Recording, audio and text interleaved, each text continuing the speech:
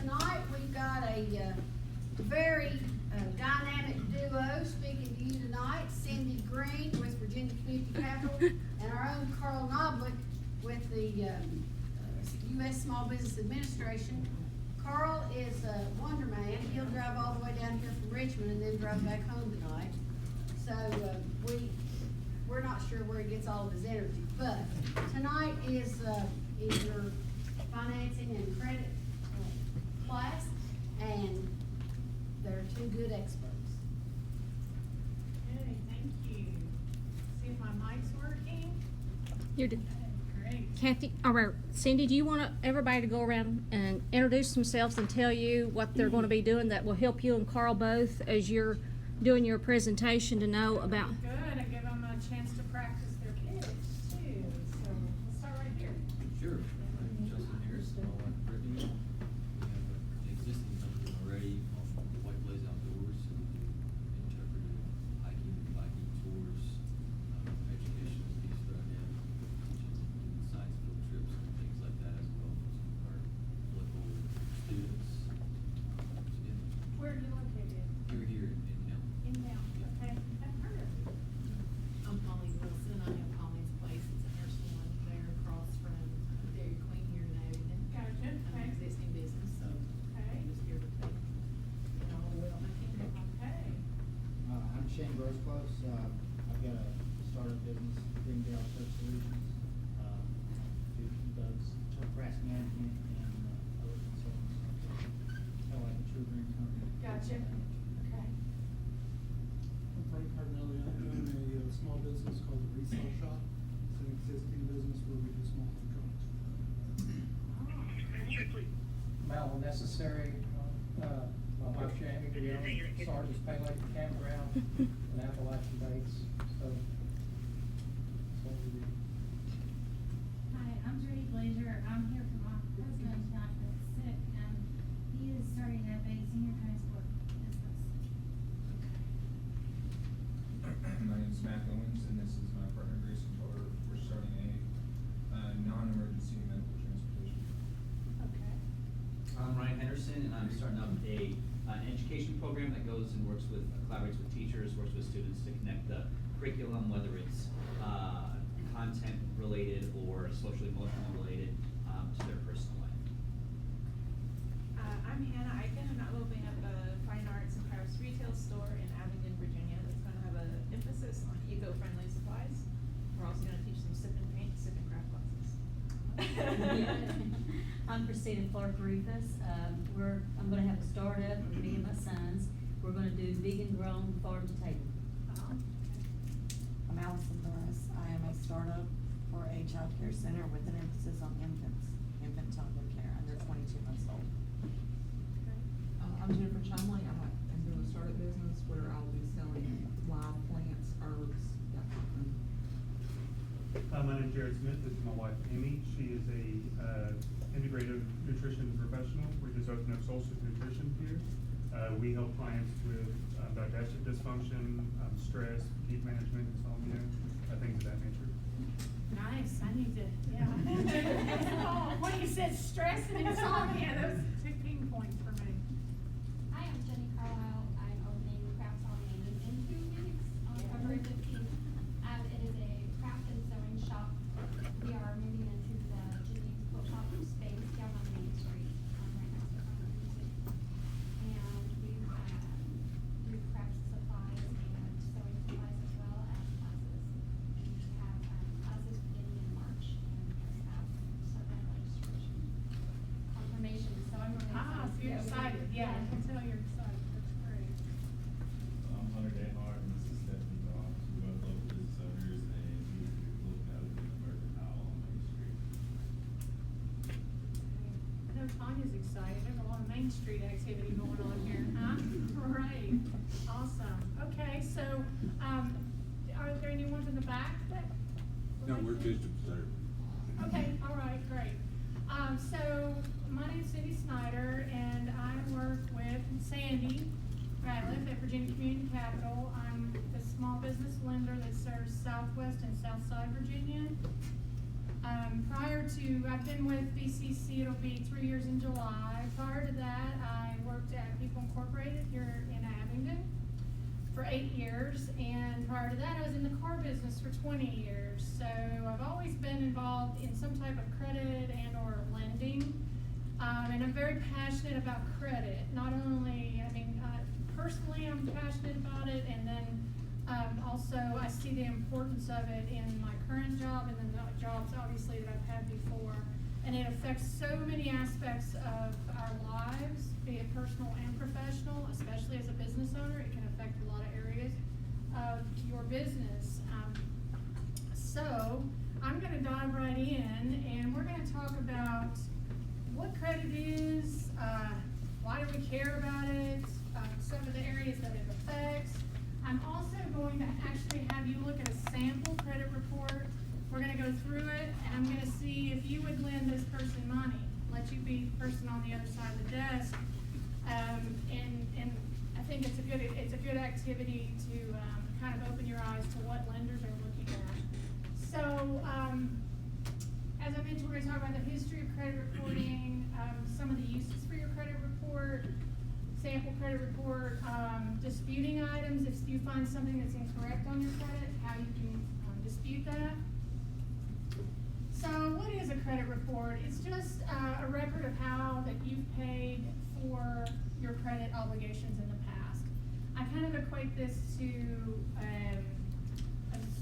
grade that you would get in school. It's kind of a cumulative, and it shows how you've performed with your credit. So how did all this madness get started? Well, back these years and years ago, if you didn't have money to pay for something, you would go to the local grocery store and you would say, I'm going to get paid on Friday, but I need groceries today. So the grocer would keep a log, and he would, Joe Smith owes me $50, and Joe would come in on Friday and pay that bill. So that works out great until population expansion. Now, I had great credit with the grocery store here in Abingdon, but now I'm moving to California. So, nobody there knows me. They don't know that I'm good with my word and I'm going to pay what I say I'm going to pay. So that's kind of how it's, it organically grew, so that now there's a actual credit reporting industry that's been established. And those three, we all know, are Experian, Equifax, big credit reporting agencies. It's good that there's three. I would hate to think that just one company had control of all of our credit, because that's a pretty powerful financial tool. So there's three different credit reporting agencies. And so now the benefit of that is it increases the access to our credit. So now if I move across the country, my credit goes with me. That could be, we hope that's a good thing. Sometimes that might be a bad thing. We may wish that it wasn't following us, but nevertheless, it is mobile now, and it gives us greater access. And we can get credit decisions like that, can't we? You've been in a department store. If you want to save 10% today on this purchase, fill out this. Well, now it's not even a fill out this. It's put a couple things in that keypad there, and you're instantly approved or declined for your credit. So it has definitely increased the access that we have to getting credit. So what are the different ways that your credit can be used? Obviously to get approved for credit, but employers look at that now. And think of if I was hiring somebody to be an accountant for me, it would be very important to me to know that that person could actually manage their own finances before I'm going to let them manage my company's finances. Insurance premiums are now affected by that. They're pulling your credit. Some professional licenses are going to pull your credit, and it could affect whether you get approved for that license. Can you think of some other areas where credit may affect whether you could obtain a product or a service, or where that may cost you more if your credit score is not good? Buying a house. Student Yeah. loans? Student loans. Anything else? I used to work at Verizon. We would pull credit so we could see if somebody was credit worthy so they could get a phone. I was going to say, what about that appendage that we all have? What would you do? What would they do if somebody's credit score wasn't good? Deposit. Leave a deposit, and which can be, I've heard could be substantial. It's like 350. I think was the highest. Okay. Somebody else have another one? Even utility companies do that. Yeah. Electric bill, I mean, if you want to get your electricity turned on, you could have to pay a $500 deposit, and they're going to hold your money for a year till you've proven to them that you're going to pay it. So the moral to that is, I always stress that you want to protect your credit like you would cash in your wallet. It is that valuable to you. And it can affect the neighborhoods that you can live in, which therefore can, because you may not get approved to rent or lease that apartment or house or buy that house in that neighborhood. And at the same time, then the residual from that is it affects what schools your kids can go to. I mean, it's just so empowering. I guess that's why I'm passionate about it. I see how people that haven't been able to take care of their credit or don't understand the importance of it are going to pay more interest when they buy a car. They're going to pay more interest when they buy a home. They, again, may not be able to get approved for a home. It just very much limits your financial capability, and over your lifetime, you can just imagine how that could accumulate. So where do credit reporting agencies get their information? They get it from you when you apply for credit. So when you submit an application, or you are at that department store and you submit an application, they're going to get the most recent address that you have applied for credit. They're going to get the job that you put down. They're also going to get that information from the creditors, being your credit card companies, the installment loans, etc. Public records, they're going to get that from anybody that's put a judgment or put a collection on your account. That information is obtained that way. So I've got a true or false for you. I'm married, but I have a different credit information than my husband. Is that true or false? True. It's true. Your credit is your credit, your spouse's is your spouse's. Now, there may be, I've seen where there may be a husband and wife whose credit report looks almost identical because everything they've ever applied for has been joint, but nevertheless, it is yours and yours only. So let's do this little activity here. Everybody should have a sample credit report. Does anybody not have one? Do we have any? Oh, good. Thank you. We've got an extra. Anybody else need one? All right. So when you get a copy of your credit report, they can be in different formats, but they're going to have the same general information on them. So we're going to look at Section A on this credit report. We see we're going to have the person's, any name that you've ever applied for credit in is going to show up there. So for example, my full name is Cynthia, but I may have filled out an application that says Cindy, or it may have my maiden name and my married name on there. Just because you change a letter in your last name is not going to mean that your credit is not, that you get to have a whole new credit report. I've actually met people that thought that oh, I'll just change the spelling of my name and then I'll magically get a brand new fresh credit report. It doesn't work that way. The system is tracking all of it basically by your Social Security number. So some things that you're going to want to look for when you pull your credit and you look in that section, you think, okay, so big deal, I know where I live, it's not really important. If you see an address on there that you've never lived at, that tells you maybe your credit's been compromised. Maybe somebody applied for credit in your name and used a false address, or maybe they actually obtained credit in your name and they've had that credit card mailed to them. So that is something that you want to look for. Section B, if you've ever had your credit card or your wallet or your purse stolen, you can put an alert on your credit report that states don't issue credit without contacting me directly. That can stay on there for 90 days. You can also put a freeze on your credit where no credit can be issued without your permission. Consumer statement, you have an option to put a consumer statement on your credit report. Keep in mind though, that stays on there until you take it off. And if something was 20 years ago, you may not want it still on there. So that's one of those things you don't want to set and forget. So we can see here that this particular person said that they were injured on their job, and that's they couldn't make their car payments in 2007. One thing too, maybe at the top of this credit report, write 2008, because otherwise this won't make sense when we go over it. We're going to pretend like we're in 2008 when we're looking at this credit report, because it's a little bit dated. All right, so credit account information section. So this is where you're going to see the accounts that you've had credit.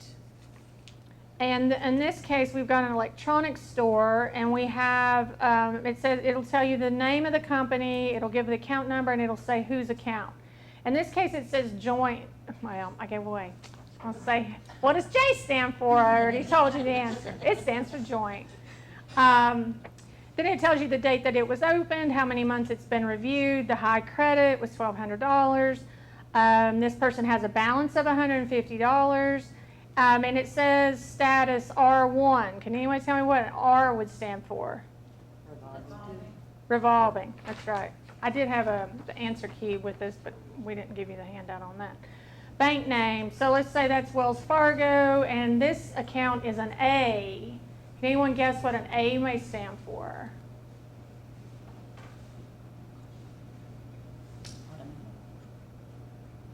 Assigned user. Authorized user. Authorized user. It's a late. My brain's fried. Authorized user. Okay. So when would you ever want to make somebody an authorized user on an account? Can you think of any time where that may make sense? Spouse. You're an elderly person. You're an elderly person, you want somebody to be able to do transactions for you. Okay. They look at an 18-year-old or child. Yeah, I've got a good story for that one. I did that with my daughter. So authorized user, here's the thing. You're giving them the ability to charge, but they are not responsible, okay? So it's almost like you're giving them a blank check.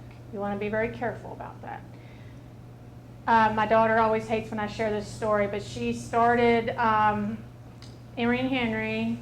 I thought, I'm going to give her a credit card. I'm going to make her an authorized user in case she has an emergency, because, you know, I don't want her breaking down and not having access to at least be able to pay for something. So after about 6 months, though, I determined what she thought was an emergency and what I thought was an emergency were totally different things. So I took that credit card back. Yeah, it was all subjective. So just keep that in mind. As a business owner, you may want to make somebody an authorized user. But just know that when you do that, what you're actually doing, you may want to put a limit on that card, so just in case something went wild. Just to back up real quick, what does revolving refer to? Or are you going to get to that eventually? No, it's a good question. I guess I assumed everybody knew what that was, and that's my bad. Revolving is like a credit card. So you just pay that minimum balance on it. Installment is where you have a set payment every month. Car, house. Gotcha. Yeah, that's the difference between the two. Good question. And so this particular person has a bank loan. They're an authorized user. High credit's $8,000. Zero balance. And it's an I, which means it's an installment. The third line is an auto finance company. So this says it's an I. So what type of account would that be? Independent? Individual. Kind of the same thing, yeah. 24 months reviewed. High credit, $7,500. It looks like the payment's $200 a month, and looks like he's past due $400. Which really that I status should be I2 instead of I5, but because he's 2 payments behind. Public record information. This is where you would see if you'd ever had a lien or a judgment or bankruptcy. That's where that's going to show up. So he had a tax lien of $42,789, and it looks like it was released, which means it was satisfied, be it paid or maybe it was a mistake, I don't know. Bankruptcy, had a bankruptcy and it's been discharged. Collection account. This is where we'll see the medical collections. And I'm just speaking as a lender, it's not uncommon for us to see medical collections. Because as you know, you go to the doctor, you have a procedure done, you're getting a bill from everybody. And it's easy for one of those to slip through the cracks, but you still want to be conscious of those, because if they slip through the crack, they're going to end up on your credit report and it's going to affect your score. So, The new healthcare system, if you send a payment instead of the full amount, we'll send you a $25 charge. They'll charge you $25 a month to make a payment on the account.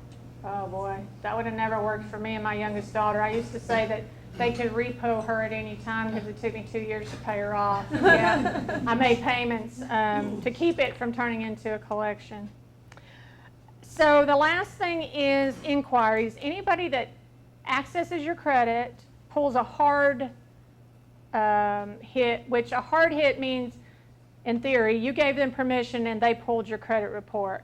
Credit card companies access just a summary of your credit report, and that's how you get those offers in the mail that you're pre-approved for stuff. They're kind of seeing it's a behind the scenes where they come in and they access just kind of general information for you just to offer things like that credit-wise.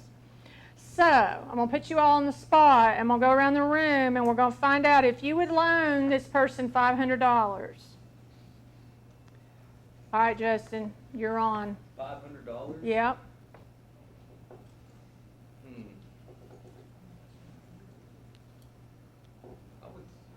I was going to say definitely I'm not loaning this person anything because of the bankruptcy and just some of these things, but $500 is fairly minimum risk, I would think, so yeah, maybe $500.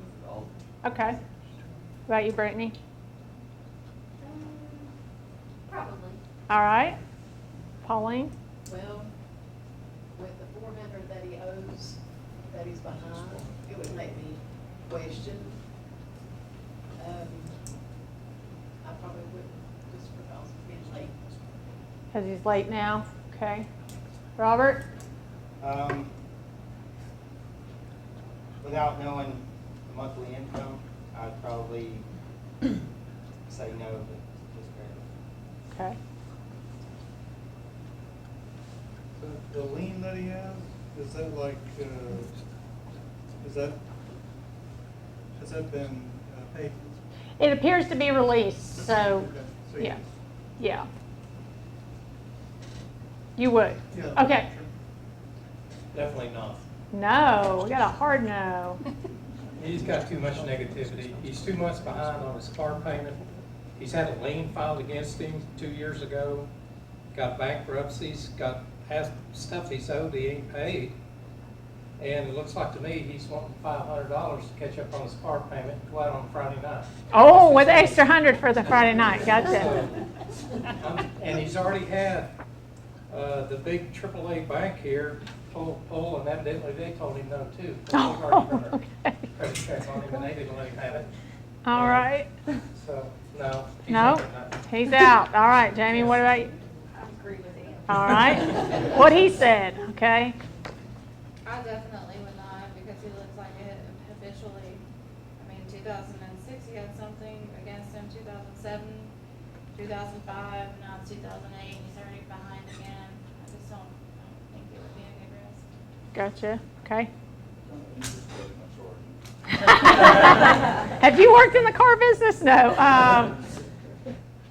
I don't know. You tell me. You're the bank. Okay. To help offset the risk. No, I would not. Okay. You know, this is why I would not do well, because it seems like he needs a little cash to help the guy out. But after Alan's, you know, information, like he made a really good point at maybe why this person should not get money. Gotcha, okay. I'd probably say no, but I'm in that I want good juju, because I'm applying for loans right now. Okay, you're gonna be careful what you say there, okay? Fair enough, fair enough. Christina? Well, when I look at this, my first inclination is no. But then again, there's some things on here that I don't know that I had questions about this person. They were entered on the job in 2007, are they working? You know, that kind of thing. So I think there's some other factors that go into play here that I'm not seeing. My inclination is no. Okay. But I would listen to the person. They may be able to Convince you? sway me. All right, fair enough. Allison? I say no, due to the fact that there are some recent stuff, you know, it looks like every year he's had a hit, so are you gonna be the hit for this You year? don't want to be his next victim, I don't wanna okay. be his next victim. All right. Well, I'm with Alan on a lot of it, but if he had his car paid for, I would take his title and give him a loan. Okay. Oh, she's gonna give me security. Mm-hmm. All right. But other than that, I don't, unless he's got something to secure it, I don't think I would. All right.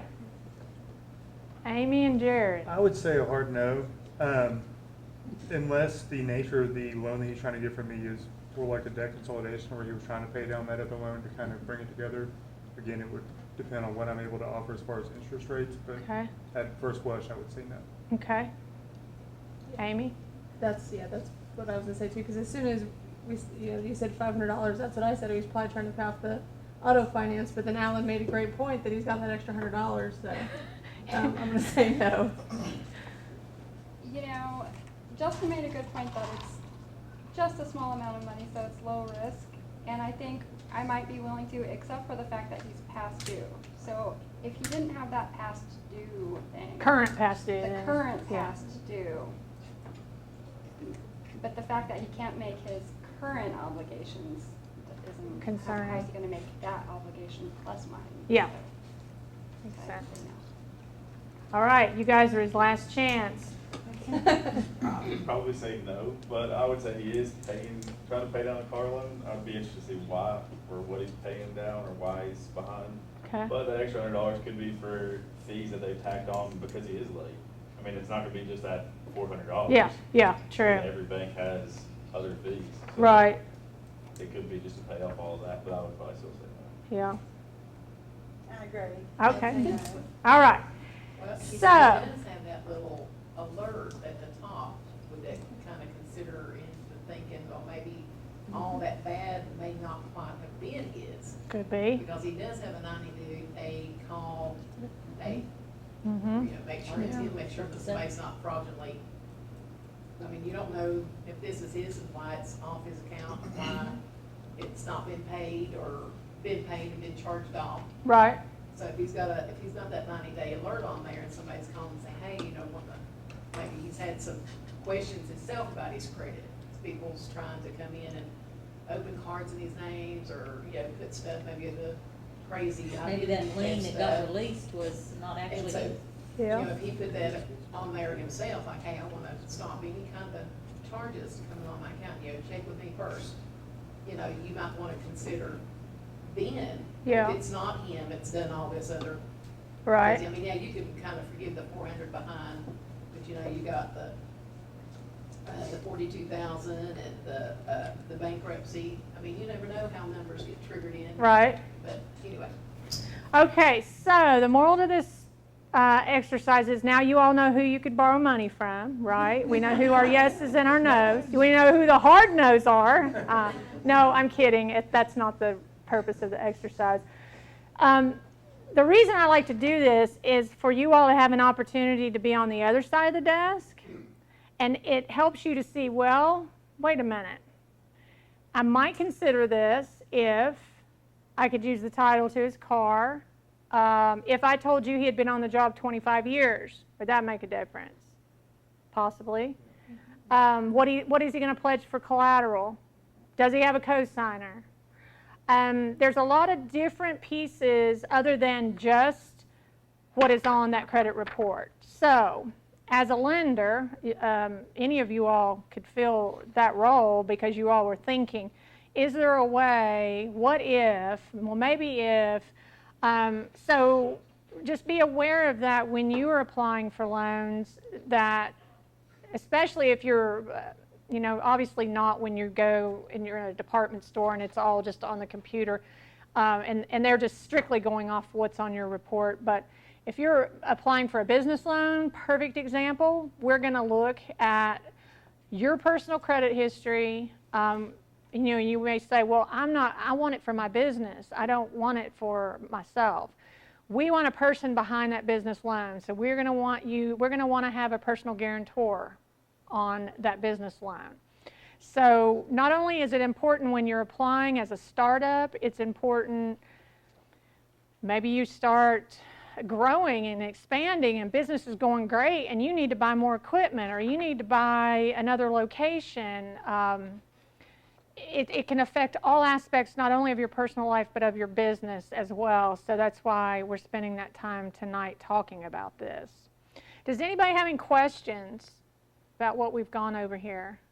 The credit report. Yes? On your credit report, you mentioned that you can freeze your credit report, which I have done in the past because there was a time when there was a question about whether there was a compromise or not. But if you freeze your credit report,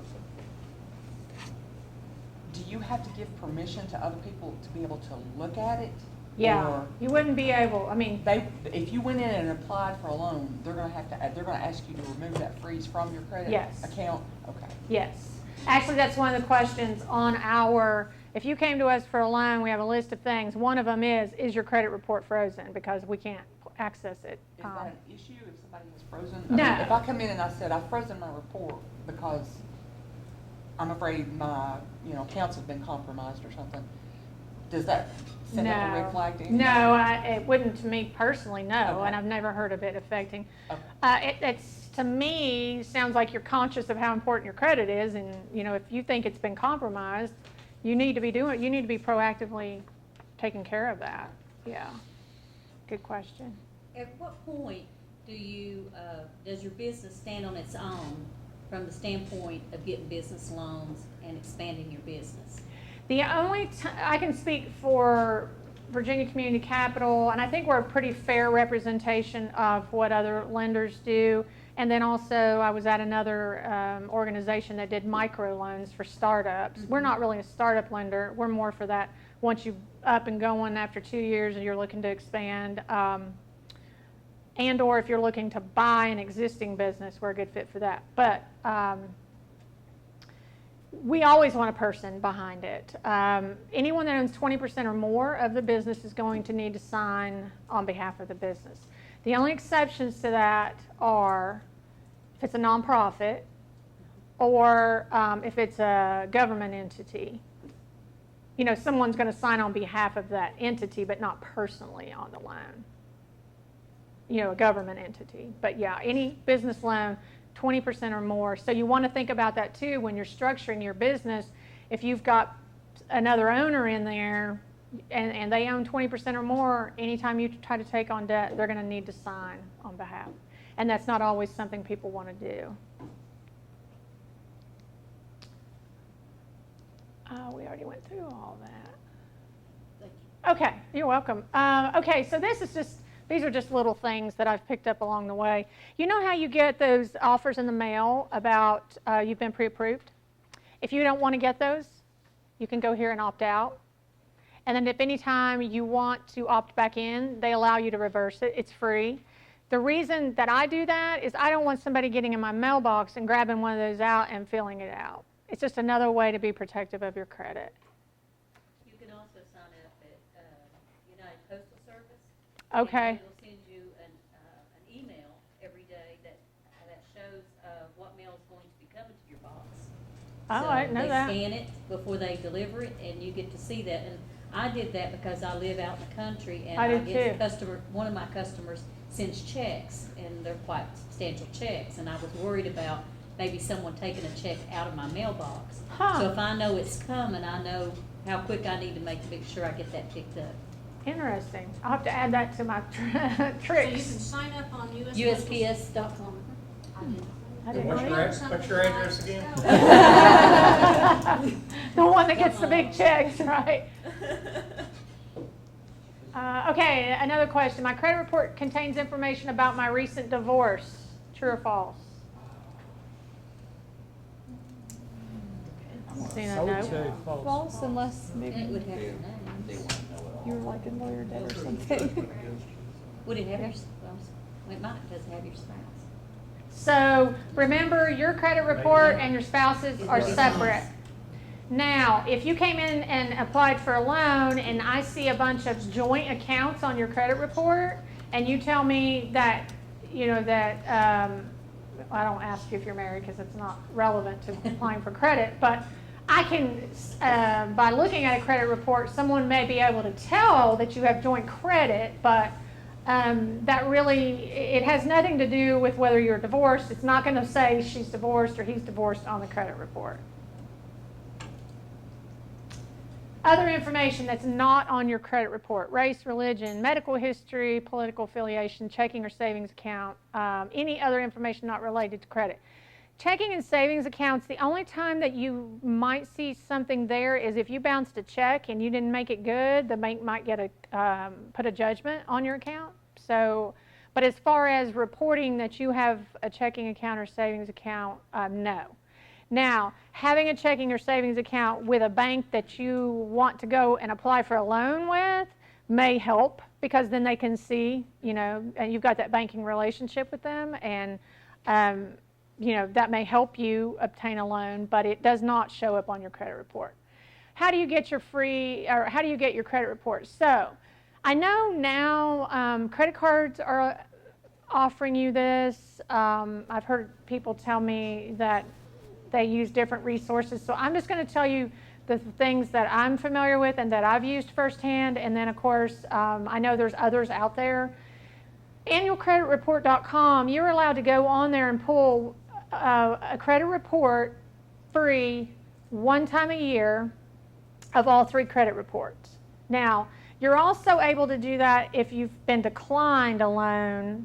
I understand if you get a declined letter, you can also access it on there free. The reason that I talk about annualcreditreport.com is if you go on there and you look at your credit and you see there's things on there that are incorrect, you can dispute them right there. You don't have to mail a certified letter to Equifax, TransUnion, Experian. You can hit a button, it'll, let's say that there's a credit card on there and you don't know what it is, you never applied for it. You can hit dispute, it'll give you multiple choices of why you're disputing it. You check those. That automatically then puts the burden on that creditor to prove that that is your credit, okay? And they have to prove that it is yours or it has to be removed. So it puts the burden on them to verify that you actually in fact owe that. So I would encourage you to check your credit at least once a year. And you don't have to pull all 3 of them at one time. You could just pull one, wait 4 months, pull the other one, and then 4 months, so that you're kind of keeping a touch on it throughout the year. So did you say that they're free from each One per year free. From each one? Yes. It doesn't include the score though on that. It does not. You can pay to get the score. Right. Now, I'm going to tell you about the main reason, again, that I recommend this one is because of that way to dispute. Otherwise, you're going to have to submit, you're going to have to find out who the creditor is, send a certified letter there. I mean, it just slows the whole process down. And it'll show up on your credit report that your consumer is disputing that line item too, okay? I don't need to check my credit report because I pay my bills on time. Yay, yes, you're right. We already talked about a lot of different things that when you pull your credit, things that you can look at to see. And I tell you, it's terrible to go apply for a loan, and the bankers say, "Well, what's this collection on there?" And you're like, "I don't know. I had a collection." Again, those medical bills can sneak up on you because it could be a $12 medical bill that you didn't even know. It might be from the lab or something, and you weren't even, it wouldn't even be on your radar. So I talked about the identity theft, keeping it your accurate report, and it helps you set goals. So, you know, I've done these workshops for people, and somebody say, I don't even want to know what my credit looks like. I don't even want to know. I was in a wreck a couple years ago. I'm sure it's terrible. Well, okay. You got to start somewhere. You got to look at it, and I'm going to talk to you about ways that you can improve your credit score. But you'd be surprised. There may be things that you thought were on there aren't even on there, and then vice versa. So you got to just see what you're dealing with, and then I'll talk to you about some ways to improve it. It's up to the credit reporting agency to verify information before they put it on my report.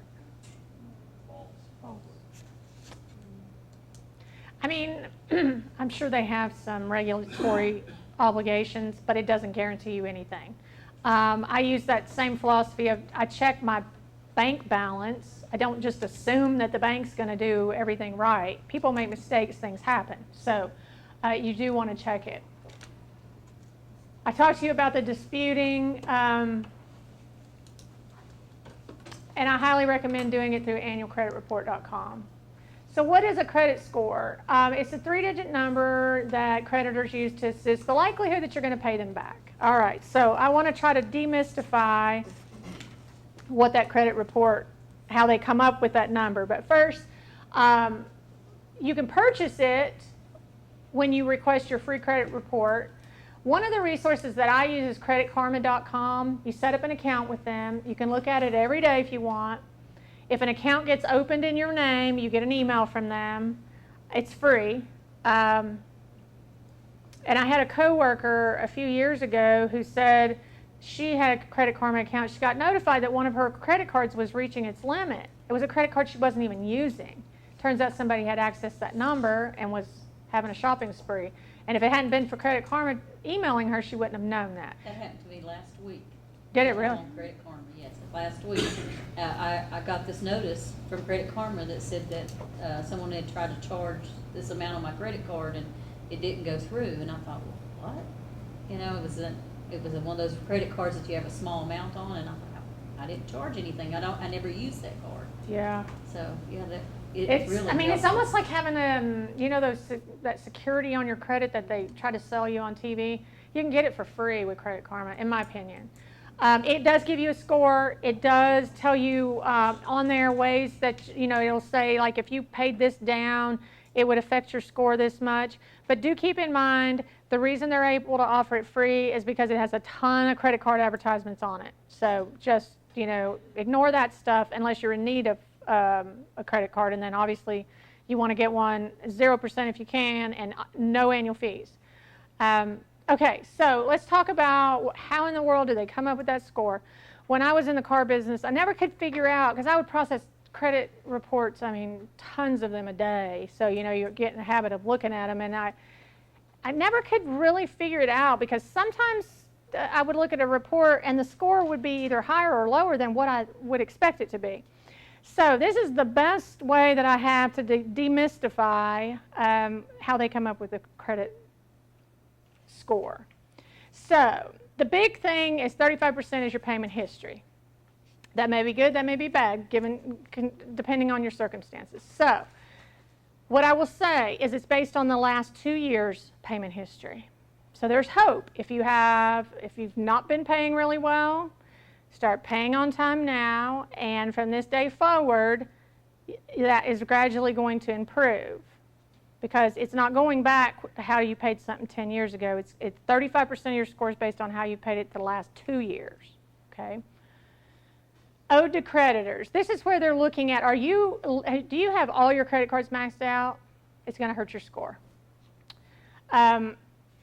Also, you want to be careful about closing credit cards. And you've heard that. I always heard that. Don't close credit cards if you're not, even if there's zero balance. Well, why? It's showing you have that available credit, and it's going to help you here on your ratios of what is your available credit versus what you owe. it will affect that category also. But you do not want to have your credit cards maxed out. I have seen a $50 over a credit card limit affect a credit score 60 points. Because when I saw that, I said, you need to get that down below the limit. Within like 2 months, their score jumped up 60 points. So it's crazy. You got to think this is a computer doing this. It's not using common sense. It's not saying, oh, it's just $50. It's over the limit, and so it's going to affect the score. What percentage of your credit line should you try to keep your card or whatever under, your account under? 30%? I don't know what that magic number is. I'm going to say below 50, I would think. 50% usage? Yeah. And there's other things to think about when you say, my next question would be, what rate are you paying on that? Is there a better form of financing you could do, maybe, that would help the situation? So length of credit history. This is another one that ties into the don't close your credit cards. My very first credit card when I turned 18 was a Sears card. And it was in 1984. Don't do the math. My credit history goes back to 1984 as long as I keep that credit card open. I'm not using it.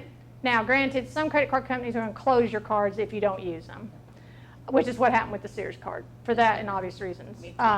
Yeah, but that's another reason that if you have a card and you're not being charged an annual fee, and you're not using it, it's okay to leave it open because it's giving you that depth to your credit history.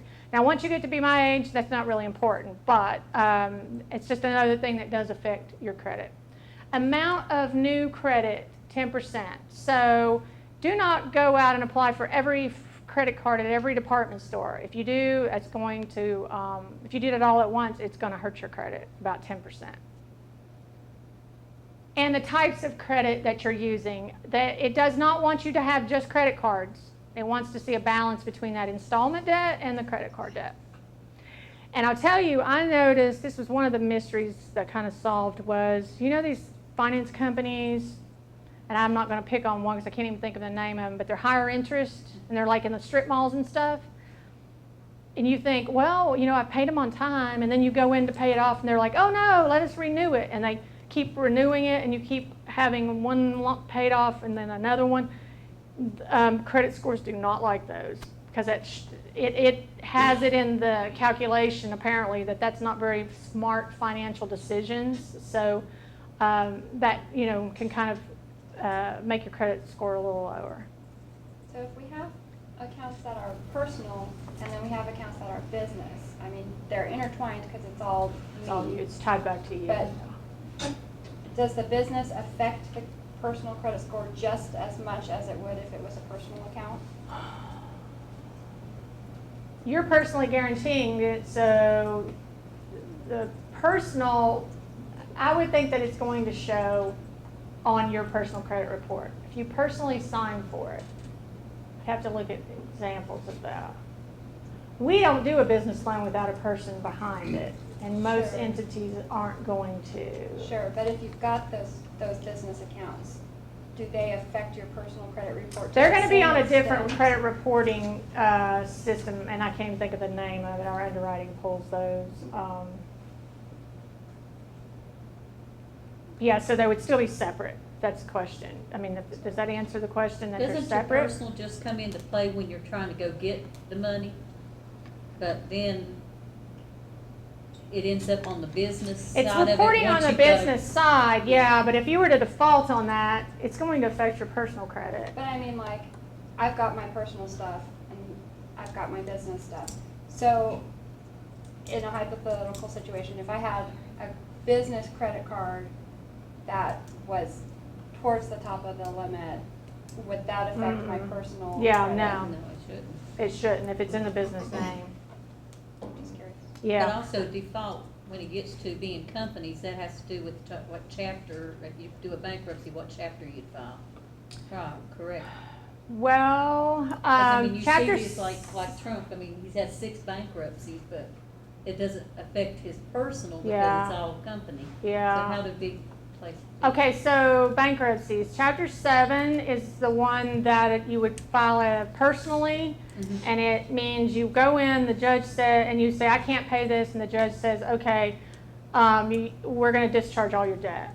Chapter 13 is where you and really back around 08, they changed the bankruptcy laws because people were abusing it. They go in and charge all their credit cards up and then go in and say, hey, I can't pay this, and they were getting it discharged.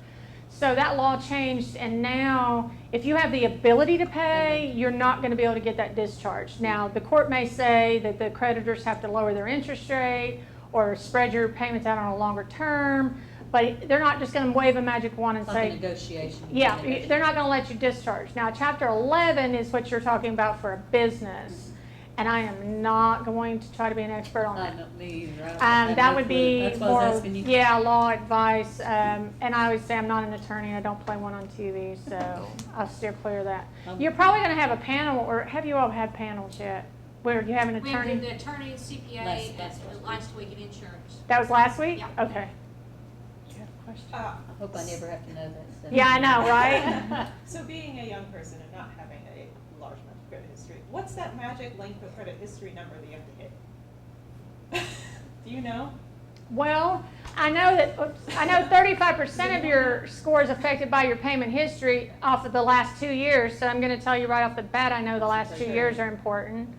So when does it roll from new credit to old quotes credit? Well, new credit is, I always think of, I use the example of like, if you go to a conference, or I don't even think they do this anymore on college campuses, maybe they do, where they'll like give you an umbrella, or they'll give you something free if you apply for a credit card.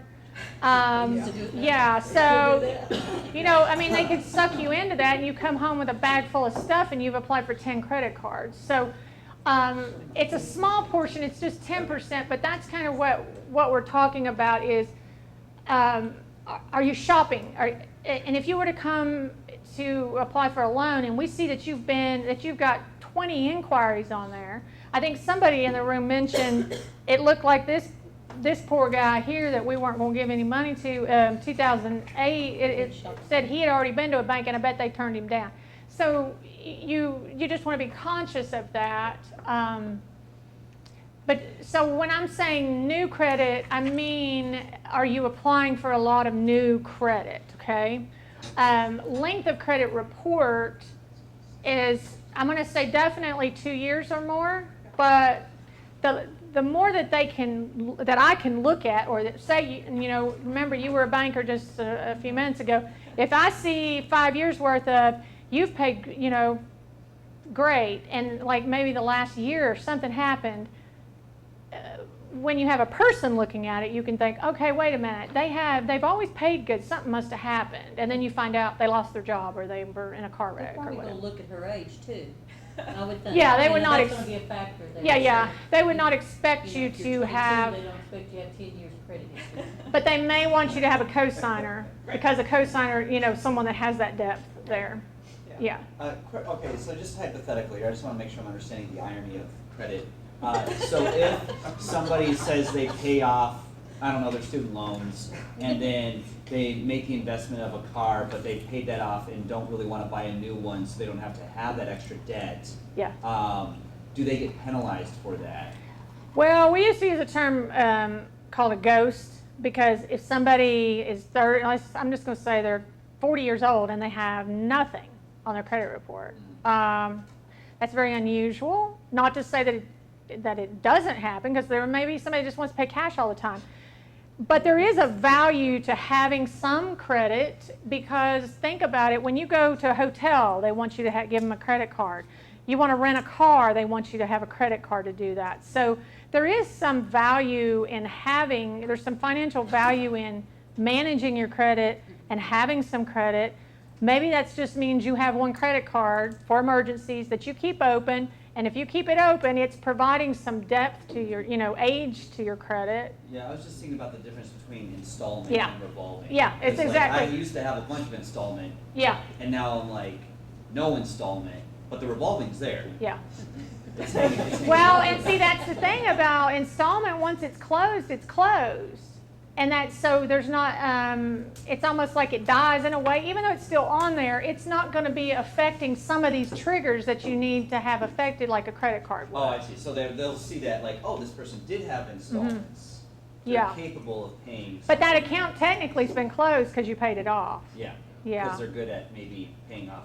Yeah. Sure. debts. And I go back to when I would look at credit reports, sometimes they wouldn't make sense. And that would be an example. Somebody had a bunch of installments that paid off, but why is their score not as high as I would think it would be? It's just That's kind of... kind of a strange thing, because you think, well, they paid so good, and you Yeah, think yeah, that would be a exactly. boost to their And then I credit. see somebody that's been to one of those finance companies that, you know, keeps rolling over and their score may be a little bit higher. And so it's just, I think if you know what affects your score, it allows you to manage it a little better. I was reading something the other day that they're getting ready to redo how they calculate FICO. Yeah, I think that's been in talks for a while. And keep in mind, Credit Karma, when you pull that score, it is not going to be identical to what your bank or credit union score would be. And that's because they're using a different algorithm. And I think that's the algorithm that the others are supposed to be going to. But that's been a while they've been saying that, and it's not happened yet. I find that when I use Credit Karma, that the credit score they show me there tends to be a little bit lower Yeah. than what if you went to purchase Yeah. something and they pulled your credit. Yeah, I found that to be the case too. So just know that. It's because they're using, Like a little extra there. just figure you have that cushion. Yeah. Yeah. All right, any other questions on that? Okay. You need a credit score above 700 to get a preferred interest rate. I'm going to say depends. It depends. It depends on the lender. And there's some there's some banks that if you're not at least a certain number, they can't do a loan for you, regardless of whether they know you're going to pay. It's just that's their guidelines. So, and then there's some lenders who, as long as they look at your credit report and they feel okay with it, like you guys all did. We all looked at this without a credit score, right? And we were able to make some determinations. You may be able to get whatever that lender's preferred interest rate is. So it depends on the lender. Wouldn't it be your debt-to-income ratio could play a factor in that as well? It could play a factor in whether you get the loan, and it probably is affecting your score if you're maxed out on stuff. Yeah. So as you all know, there's more to it than just having that score. There's a lot of things that play into that. So how can you improve your credit score? You want to make sure you look at it, pay your bills on time, keep your balances relatively low compared to your limit. Consider limiting the number of credit cards used. I say that because if you get too many of them out there, you might miss a payment, and you don't want to do that. Reduce inquiries by limiting new credit applications. We've talked about that. And companies who claim they can improve your credit score for a fee, do not do that. There is no such thing as a magic wand to fix your credit. Anything that they could do, you could do for free. So don't get suckered into that. Oh man, it wasn't supposed to give you the answer. How long does a consumer owe borrowed money? You owe it until you pay it, you settle, or you bankrupt it. Now, that doesn't mean they're actually, at some point in time, the lender, they're probably going to not pursue you, but you technically still owe it. How long can the derogatory information be reported by the credit bureau? 7 years. 7 years? 7 years and 180 days. I'm not sure what the 180 days is for. How long can the creditor pursue the consumer in the court system to force payment? I've got a Virginia and a Tennessee answer here. A long time. 20 years in Virginia and 10 in Tennessee. So good credit's a valuable asset. I think we've stressed that. We want to review our credit report. Protect your credit. Very, very important.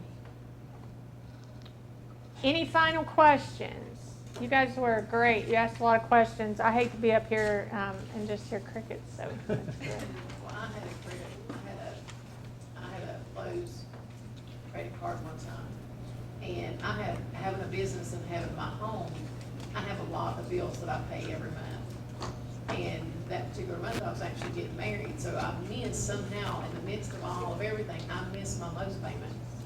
So the next month, they call and want their payment, and I'm like, well, I paid my, I pay, and I told them that, I said, I've got, a lot of things I pay out. Do you know I had to pay 6 months on higher interest? Not just a $35 flat fee for missing a payment. It was a higher interest rate for 6 months, for not intentionally. It was totally accidental. Were you on a promotional period where you were getting a zero interest? I hardly ever used it, but I had bought a refrigerator. And so, I just use it for small stuff, pay it off. So this was one of the biggest purchases I've made.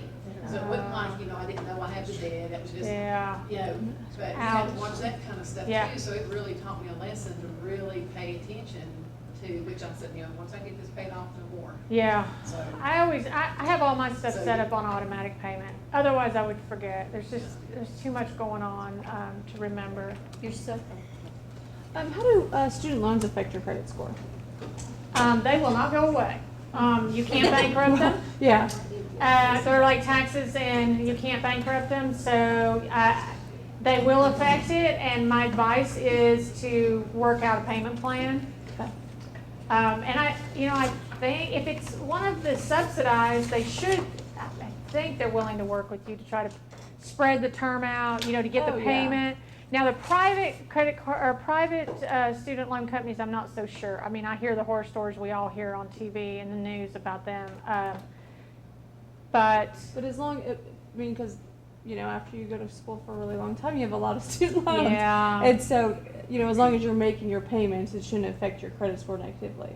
no, it should not. But it may affect your debt to income if you've got a lot of student loan debt. I mean, obviously, if from a lender standpoint, we want to know that you can afford to make the payment on the loan we're getting ready to make to you. And if you've got so much student loan debt that you wouldn't have enough money to eat, we're not going to want to give a loan to somebody that can't afford it. That would be where I would see it coming in. But as far as affecting the score, I haven't seen that it had a negative impact.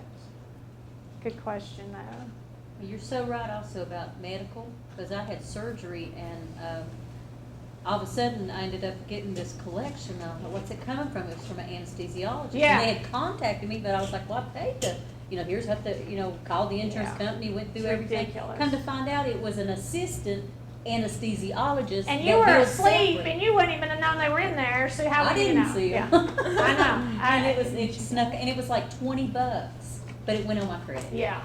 I've had a $12 one Oh, slip I was by so me. mad. Yeah, I was too.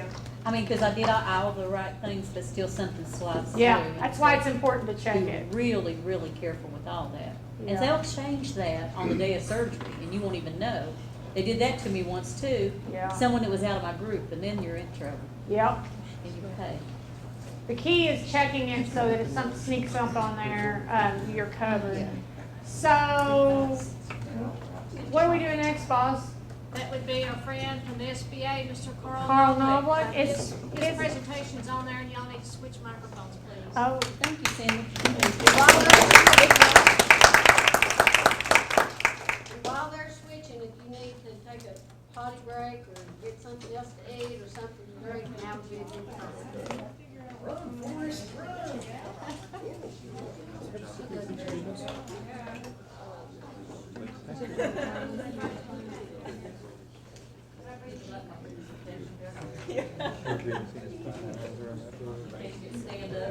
They probably make you a credit check.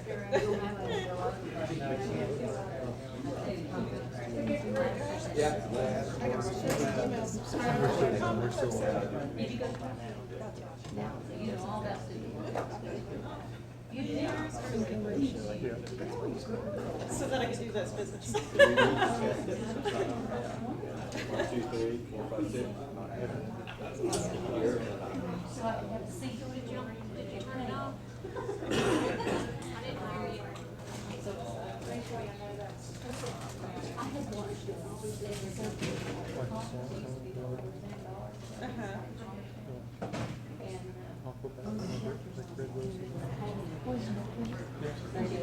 Is it working now? Some of them turn out. sure it wasn't muted. I couldn't hear it. I think it was muted. We have a quick question that has, I don't know if you'll be able to answer, so if I wanted to like, make a version of Facebook. Yes.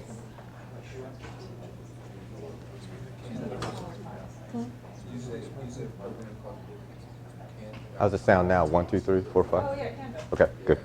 But I can do it because I made it. So, we got to get my And you've got that little bit on the bottom of that thing. Okay. I didn't know if there was like if like I could just do it so I didn't have to bother you, or if it has to be like I think you can try. Because like, I just, you can just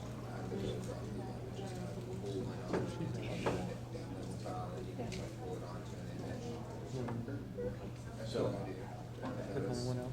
I'll check it out. If you have any issues.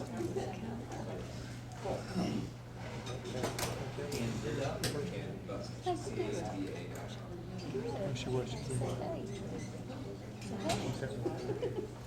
Yeah, I was more involved to get my basement job. Should begin some clothes soon. Okay, we're going to go ahead and get started.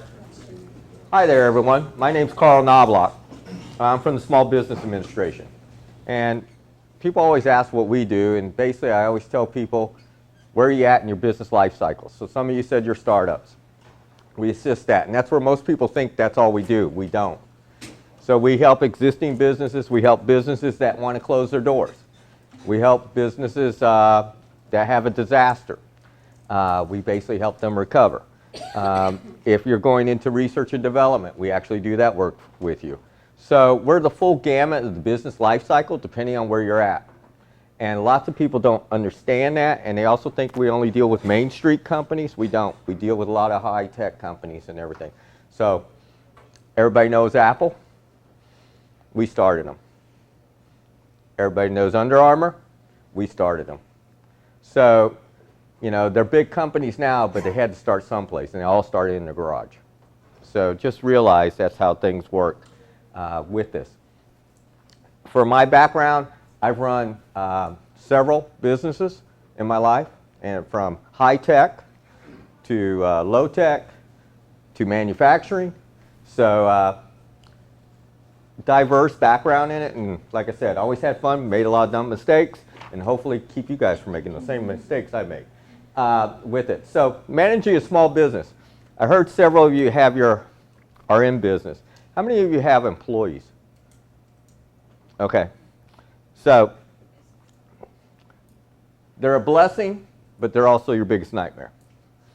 And so it's something to always keep through this process. When we talk about managing business, it's really putting your safety net when you're dealing with employees. Because they may love you one day, the next day they will not. You know, so it's things you really have to be aware of as you go through this process. So we're going to cover you, human capital, insurance, market sales, logistics, manufacturing, finances, IT, cyber, disaster. This is kind of how you have to think of your business, is all these subsets. Most of the time, you're very good with the creativity. You can think of the ideas. Everything just flows, and that's great. And you're taking a risk because you're starting a business. So you've done those too. This right here, you're terrible. If you're a true entrepreneur, you're a terrible manager. I always hired the best managers because I was terrible at this. So I always made somebody, I paid them good money to get the day-to-day operation. I wanted to be the creative, finding new market opportunities and create new businesses and things like that. So it's just kind of understanding you. And that's why I tell people, what are you? You're one of the three. Yeah, you can do all three, but there's one that typically sticks out. And so like if somebody tells me they're a strong manager, then I tell them go do franchises. Because franchises, it's done all the work for you. You just have to manage it. So it's kind of understanding where you fit. So that way, if you know you're really strong in creativity, you're going to struggle with the day-to-day of a business. So you need to find the support mechanism that helps you move through the process. So human capital, your most important asset for growth. That is true. Absolutely the truth. The biggest thing that takes most small companies down is the chemistry of the operation. The smaller your operation, you get a bad apple, you go down very quickly because they disrupt everything in your operation. And that's the one thing I always try to stress to people. It may not necessarily be the best to hire the most person that has the most degrees and diplomas and all that kind of stuff. You may want to hire the person that actually can fit into the chemistry you're trying to create in your operation. And that's a critical component that I always try to stress to people, because I hear people always say, I want to get the most qualified. I said, why? Well, it's going to really help me grow. I said, okay. So I look at their personality and I said, okay, if the person is not a talker, well, that's not good. Well, they're the most qualified, but they don't like to talk. They're kind of like, they only want to work in their space. And, well, that's not going to work for us. Well, you just said most qualified.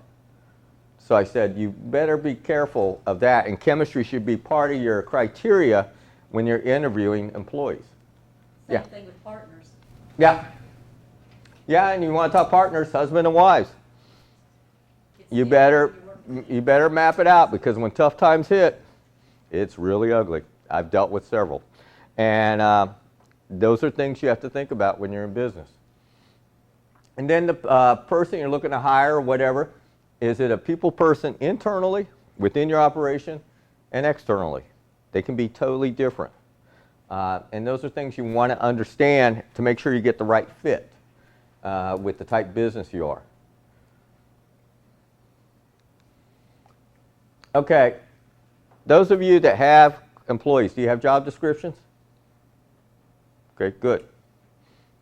So if you have no job description, the employee files something against you, you lose. There is no way you can win your argument in court. So that's why you have to create the job description of what that person's going to do for you through the process to assist you. Those of you, yeah, I'm assuming you have the employee manual. Who else? You have employee manual? Okay. This is really super critical, because once again, the first question you'll get asked in the court of law if there's a complaint filed against you is, do you have an employee manual? If you say no, you might as well start paying the money out. You've lost. Okay? If you have the employee manual, the next question you're going to ask is, let us see it. And if it's just really skinny and doesn't really say anything, it's just kind of superficial, you'll be paying out. So I always tell people, there are software programs that you can sit here and you can pick and choose what you want in that based on what you do in the operation. So like my manufacturing operation, because of what we dealt with, the chemicals and all that, I basically also had mandatory drug testing, new hires, random drug testing, and if there was an accident, immediately go to the emergency room, get drug tested. Okay. If the person didn't go, they were gone. But it was a in-depth policy because of what we worked with. You know, you may say, well, I really don't need that. And I always tell people, I promise you that the drug people know who doesn't do drug testing. And that's where they flow. So that's reality. The other thing is that not only do you do the employee manual and you just hand it to the person, does not suffice. You have to train them and then have them sign a piece of paper that said they were trained on this and that they understand what's in it. That's where a lot of people make mistakes. They just kind of hand it, says part of your packet, please review it, read it. Okay. You know, if they happen to miss something, that doesn't hold up court of law, because one of the things you're, as an employer, you're supposed to train your workforce. And one of your critical components is, did you train them on the employee manual? Yeah. So, as you look at this. Like you work with specialty things, with your nutrition and that, you have confidentiality agreements, yeah, non-compete agreements. Those of you who are selling sales, you know, the non-compete, why do I do a non-compete? Anybody? If you cut your own throat if you don't. Huh? You'll cut your own throat if you don't. If Yeah, that but- person leaves, they know the way you're doing business, and they can open a store right next to you and do it better. Right. Or think they can. Yeah. Take your customers too. Yeah, they can take your customers. This is a way to protect that they cannot touch your customers for up to 2 years. And that's the way it has to be written with it. Those of you that are, like you're opening your shop in a couple of weeks, the store doesn't meet the American Disabilities Act requirements. Critical component. You know, a lot of places that entertain customers coming in and out, is your facility ADA mandatory? Give you a case in point. I was doing an expansion. I was building a building onto my manufacturing facility. So I looked at the criteria for American Disabilities Act, submitted my packet to the state to sign off or approve. They came back, and because, as I said, we work chemicals, I had more ADA bathrooms than I had regular bathrooms. And I was sitting here saying, wait a second, we're only 50 employees, and I got more bathrooms? So I challenged it. And if you're going to challenge ADA, remember the board you're going to go in front of is the one I went in front of had 13 people, and they all had disabilities, different types. So you're going against a front of people with disabilities. And they were eating people alive in that meeting. And we won, but it was because I had to sit here and argue and justify things which we were doing to comply. And also point out that if I put a person with those type disabilities into the area, I'm actually putting them in greater harm and risk of injury. So these are things you look at. OSHA, EPA, you know, if you're in those arenas, those are things you kind of got to pay attention to in this, with health and safety and that. Lots of times people don't think they have to comply with that. You do, because a disgruntled employee will just call OSHA. And next thing, they're at the doorsteps and they're asking. So like the beauty salon, they'll sit there, seen that happen plenty of times, and they'll say, the chemicals that they make me use destroyed my hands, and it's because they're using concentrated, they're not diluting it, and they don't provide us gloves and all. Okay, now you have to defend it. And then the first question you're going to ask, did you train them? Do you have documentation that you trained them? This is where all this comes into play. When you start getting people, I'm sorry to say this, it's documentation, documentation, documentation. Hiring good talent. The one thing I always looked at companies is I always ask them a question, what's your turnover rate?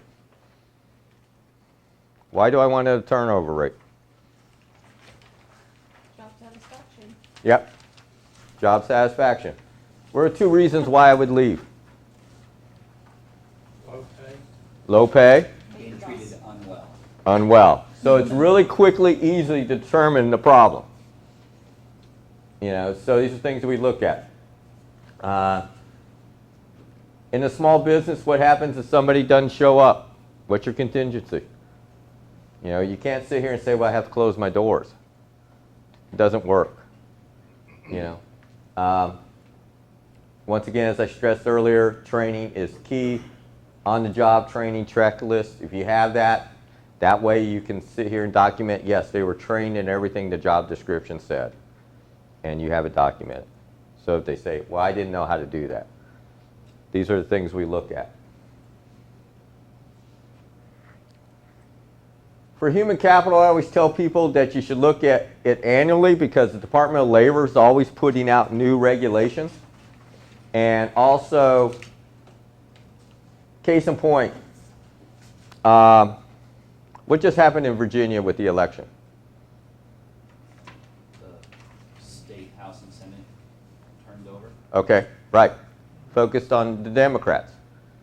They typically focus on what when it comes to the workforce? Higher minimum wage. Higher minimum, taking care of them. So you will see more regulations coming out.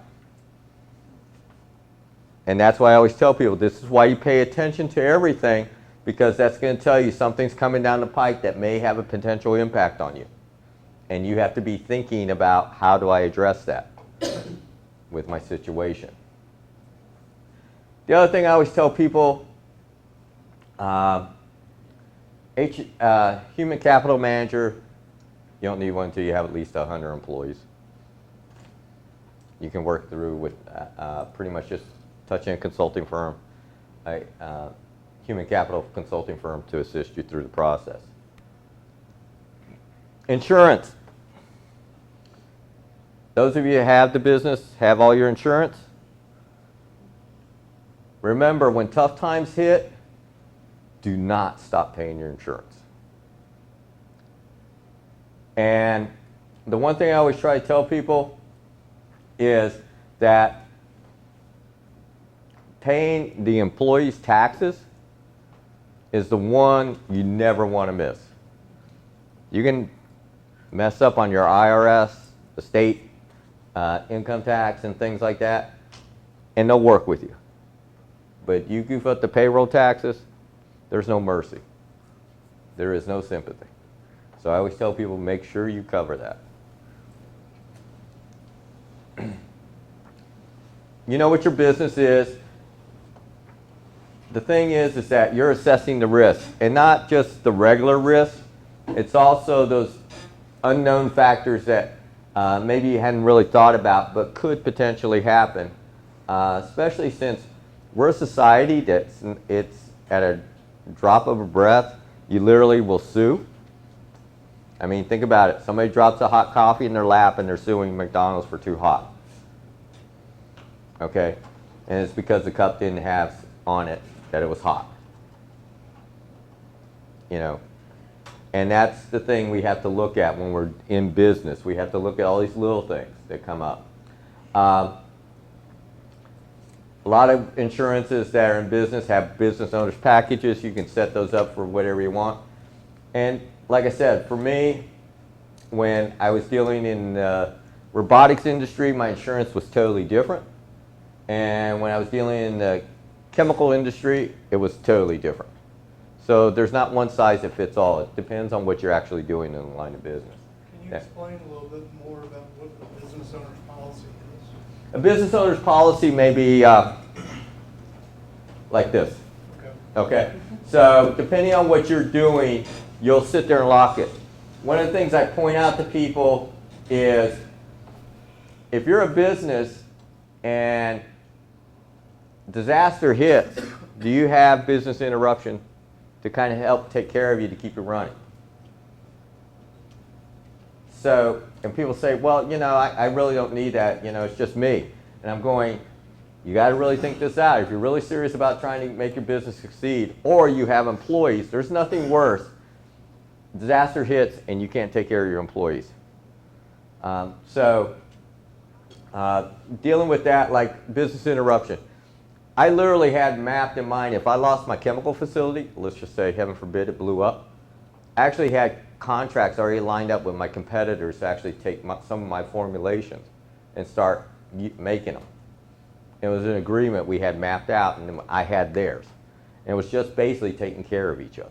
But we couldn't use it, the information, for anything else except for the emergency.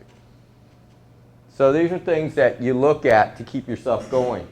Cybersecurity is huge today, especially for the small businesses. It's the way to, that as we go more direct online deposit, where we're just basically saying, I'll wire the money over to you. So like when Target got slammed for its cyber breach, it was a small business that actually created it. It was a maintenance company that basically was doing work for them, and that's how they got in. So it was a small business that caused the downfall of Target, even though Target saw it and didn't react properly, which was a mistake on their part. But the fact was, it all started with a small business. And that's a big concern with the bigger companies, and a lot of them are starting to put things in place where they're asking you what your cybersecurity policy is.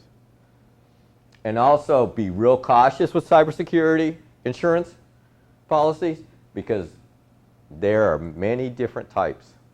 And companies had thought that they would get reimbursed, didn't get a dime. So be aware that's a developing new industry, and it's difficult. Anybody live in a floodplain or anything like that? Okay. Do you have trees around or anything like that that could fall and block a road or anything like that? Why do I bring that up? Because that's typically how the flood happens. It's Mother Nature knocks a tree down, creates a dam-like effect, backs up, takes you out, you flood it. Insurance don't owe you anything because it's identified as a flood. So these are things you have to look at. Also, especially if you're going after a bank loan, they may say they want a life insurance policy on the owner for the amount to pay the loan back. So if they pass away, it gets paid off. Anyway, you evaluate that annually to make sure, because on the growth and things like that, what else do I need to do? Or downsizing, heaven forbid. These are things you go through the process.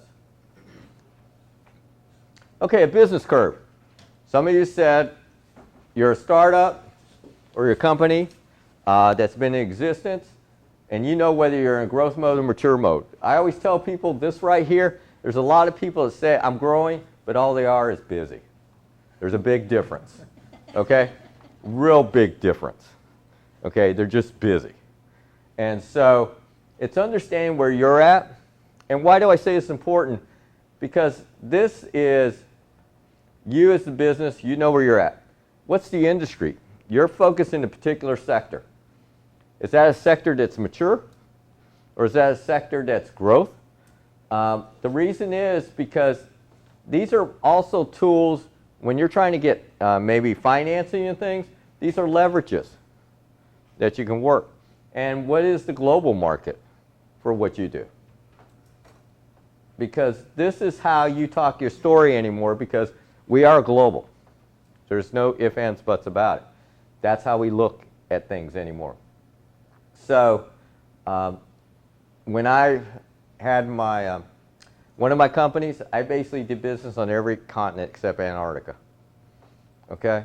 So you don't have to be big to go do business every place.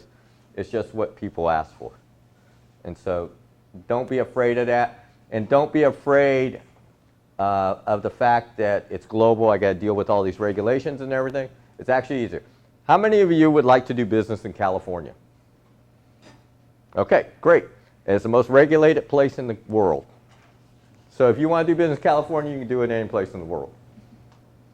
It is the toughest place to do business. I actually pulled out of California because it was just such a pain. So think real hard where you say you want to go with it. Also to remember that when you're talking about how many are doing potentially distribution of things? Distribution of products, okay. So if you're doing distribution of products, typically when you get a distributor, they sit there and cover a region. Okay, if one of the states changes its regulations and makes it that your product cannot be sold there because it has to change, and you tell the distributor, don't worry about that state, we just won't go there. The distributor's going to tell you, no, you change yourself to fit because I only sell through the region. I will not be catering to you. So realize this is how these things come about when you're working in the markets. So distributors also could be a leverage against you as you move forward. Okay, as I stated, we're a global economy. Never lose sight of that because that's how we're dictated. And that's why it's really important to understand how money is moving globally, because it has a trickle effect on us. And because we're with the internet and everything, it's just like this anymore. It sit here and will cause fluctuations like no tomorrow on you as you look at your business. So you're going to be on your business plan, things like this. This is one of the key things in your business, whether you're existing or startup, who's your actual target market? Who's my customer? You know, who am I actually going after? And the better you know that, the more success you're going to have. If it's vague, you'll do okay, but you won't really grow. But if you really hit it spot on, you know how to pursue things. You know, your product, service, interest. Who's the competition? And how many of you, and I'll use a real simple one. After here, you want to go out and eat. Okay? You want chicken. All right? So name me some chicken fast food places. Chick-fil-A, KFC, Zaxby's, yeah, Bojangles. This guy eats a lot of chicken. And so the thing is, those are direct competitors. Okay? All right, what's an indirect competitor? Because this is where a lot of people make the mistake. Grocery store. Huh? Grocery store. Grocery store? Actually, Wendy's, McDonald's, because I just got a hamburger. So it's indirect, okay? So understand your indirect competitors more than your direct. Because lots of times, that's where you make the mistake, and you'll sit there and be able to compete with the directs, but you cannot compete with the indirects. And so they literally take your market share away. So these are things you have to think about when you're dealing with competition. It's not just the direct, it's also the indirect. It has an influence. And sometimes it's not intentional, but the fact is they just bring it in there and it has an impact. So let's just use the perfect scenario example that just happened here.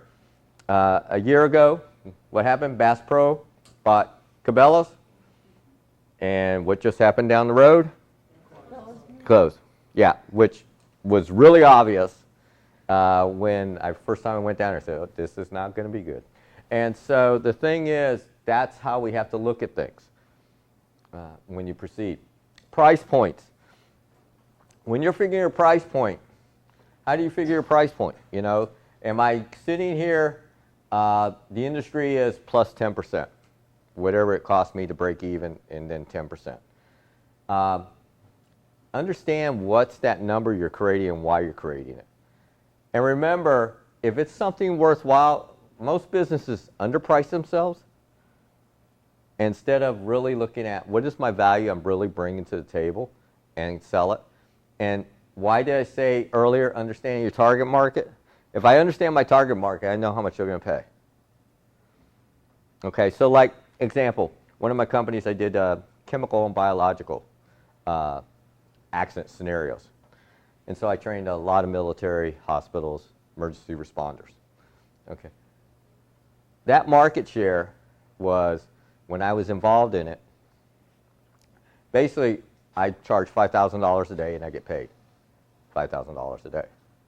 Because it was unique and nobody else was really doing it. All right, so 9/11 happens. What happened right after 9/11 at the post office? Anthrax. Okay, my area that I'm training people in. So what did that do to my market?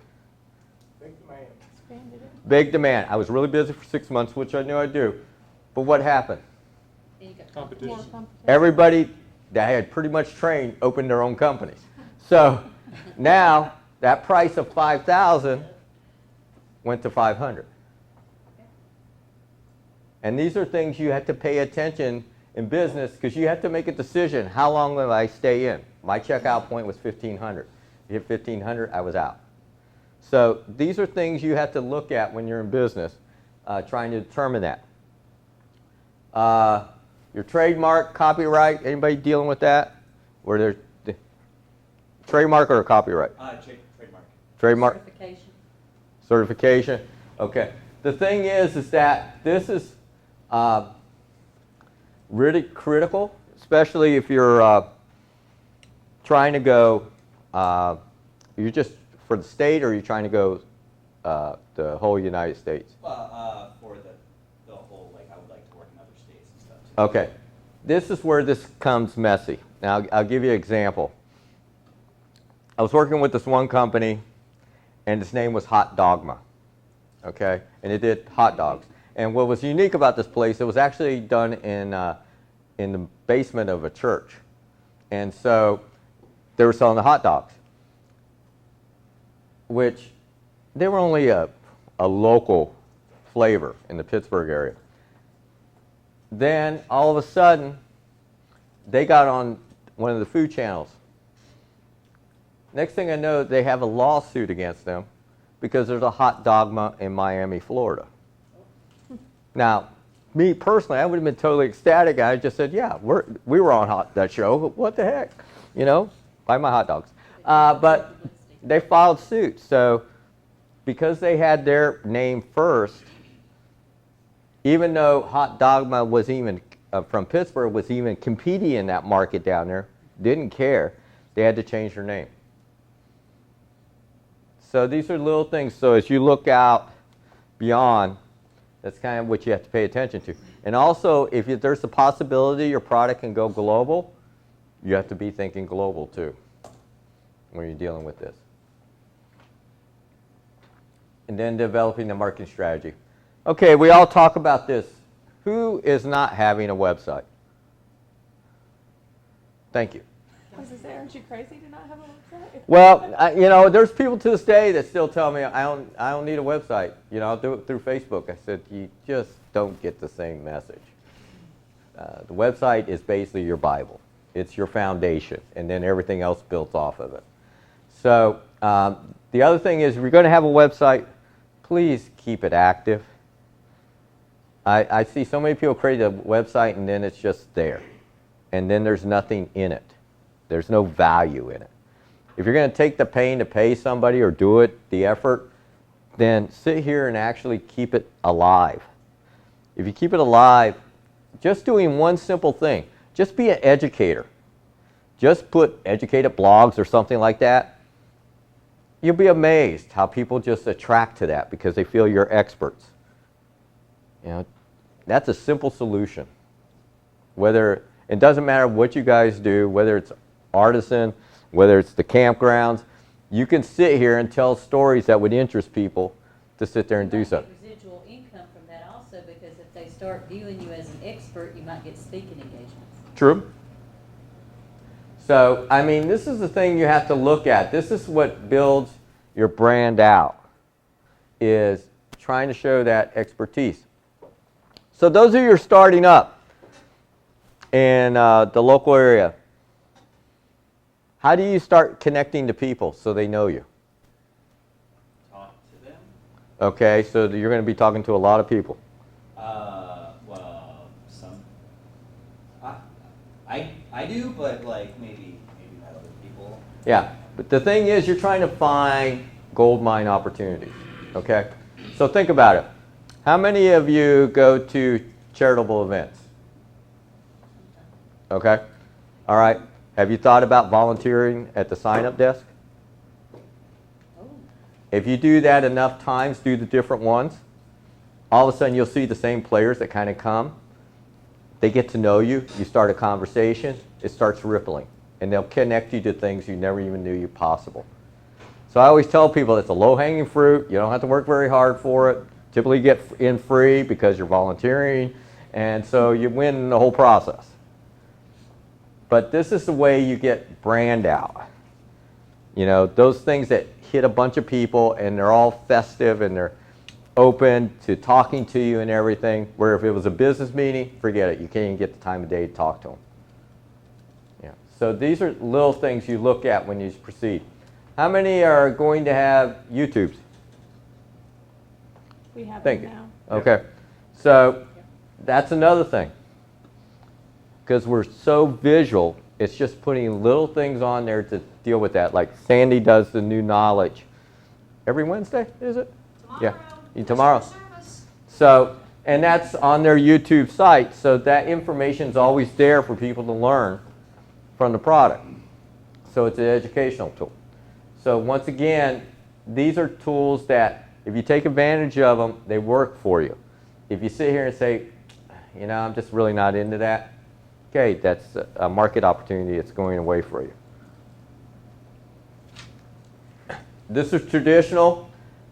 You know, I always tell people look really hard on what your business is and who your customer is, because my customer may be the millennials who focus in that world. This group may be people in their 50s, 60s, and that's my customer. So it's understanding who my players are and how I connect. And so I see lots of people spend a lot, or they'll say, yeah, if I get 5,000 of these brochures, I get this nice price break. I say, great. Who's the customer? And then they tell me, I said, that customer doesn't read brochures. And they, really? I said, well, okay, you didn't do your market research. And the thing is, that's where a lot of money is thrown away. And that's why I tell people, really understand what you're trying to chase into this whole thing. Those of you who have the website, please use the Google Analytics. Great, valuable tool. You know, if you grow, you got business development or salesperson. How many of you that are in business are doing forecasts? Okay. Because, and how are you doing your forecasting? I can't do it because mine's based on the weather. Okay. Because the weather does interrupt the camping and the fishing. So. Okay. What does anybody else do on forecasting? I'm going to ask a dumb question. What exactly is that? That's where you're trying to look ahead to see the potential impact on your business. Okay. Okay, so like, example, you know when we had the economic collapse in 2009-10? Okay. All the indicators were there a year before. And because everybody was so busy, they figured there was no issue. And then when the collapse hit, it was the first time in history, and it was because of the internet, it literally canceled orders just like that. So instead of, in the old days before the internet, it could be up to 6 months before you feel the full trickle. So you're still productive. Literally, the next day your orders are canceled. So a 2-year backlog goes to 0. At that point, you're desperate. And that's why looking at forecasts dynamically, whether it's international and all that. So like the virus in China, okay, because you deal in health products and things like that, it's an understanding where you're educating people about the virus, but at the same time talking about if you have a healthy body, healthy diet, this is ways that counters that, especially people that are elderly, since they're the ones that are getting knocked out. So these are little things you sit here and you take advantage of this whole concept, dealing with it. Your pricing, price points, are you going to go into new sectors? So today you're doing this, okay? In your plan, where are you going to branch out? What's potentially another market you could go into later? Okay, to create something. So I basically went to a Fortune 100 because I was in the mature industry, plastics, and we were formulators. And basically China was destroying our market. So I basically went to a large business and said, I can get your products to market quicker than your current research and development group. And they asked, how do you know that? I said, it's not going to be a problem. I had no plan. Okay, so just so you know that. I had no plan. It was just totally a bluff. And the whole thing is that they said, well, how much is it going to cost me? I said, all I want, if we get success with a new product, that you give me a price break for 3 years, this number. And so they agreed to that because there was no cost to them. Well, what was typically taking 5 years, we were doing in 18 months. So for me, and I said 3 years. Why did I say 3 years?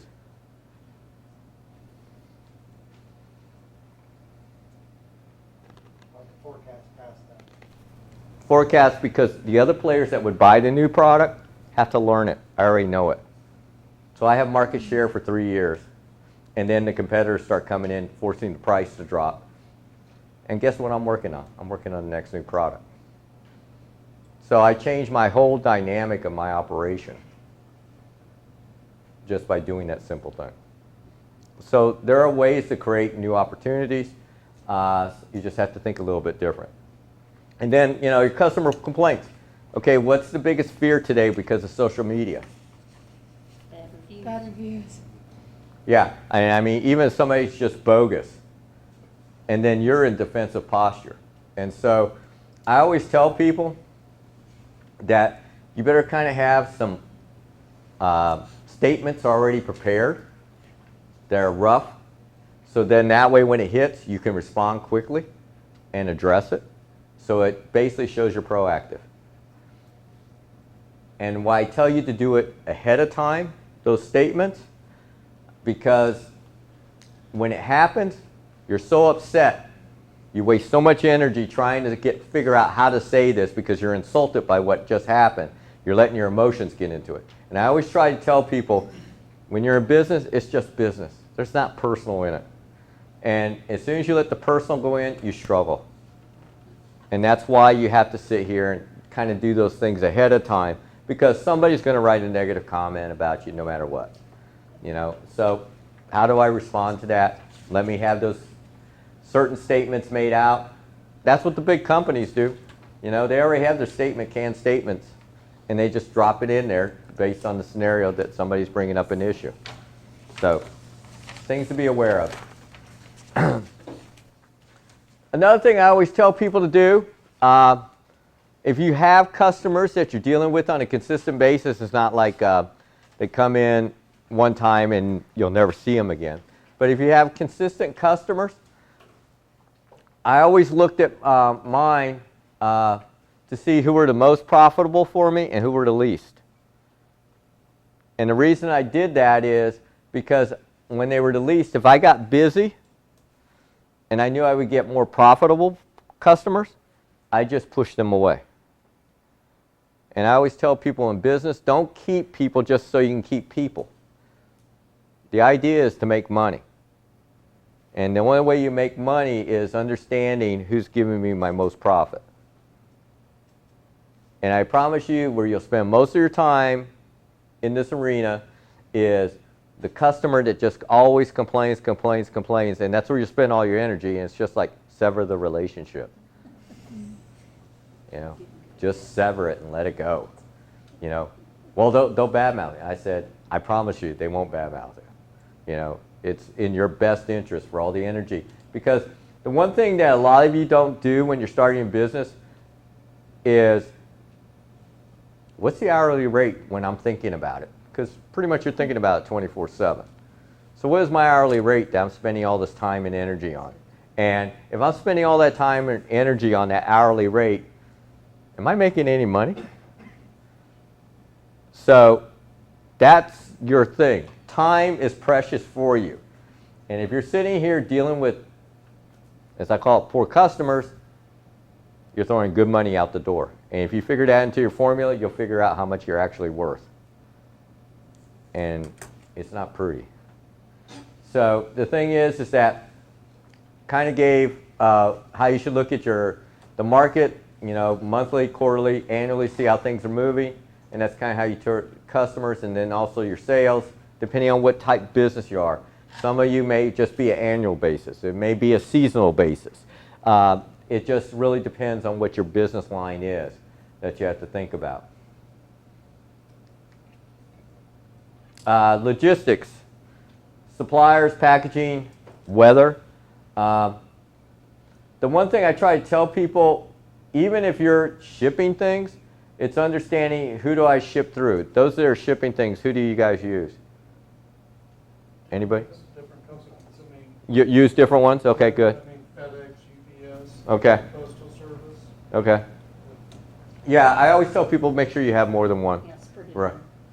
Because when you're dependent on just one, it just kind of creates problems with it.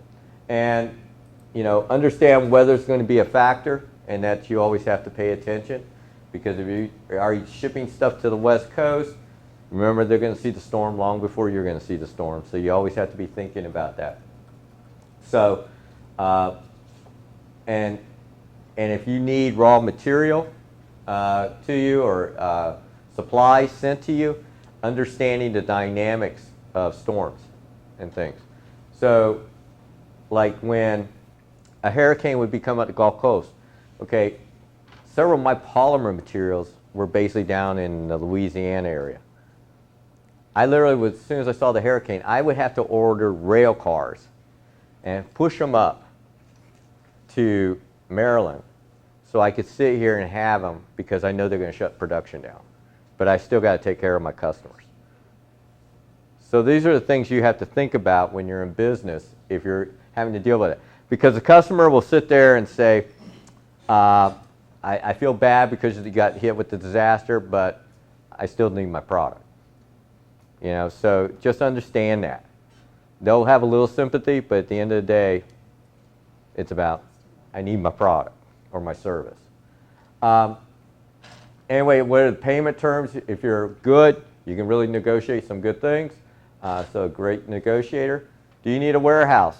Or can I do just in time? You know, and that's a decision you make, because remember, if you keep inventory, is it making you money?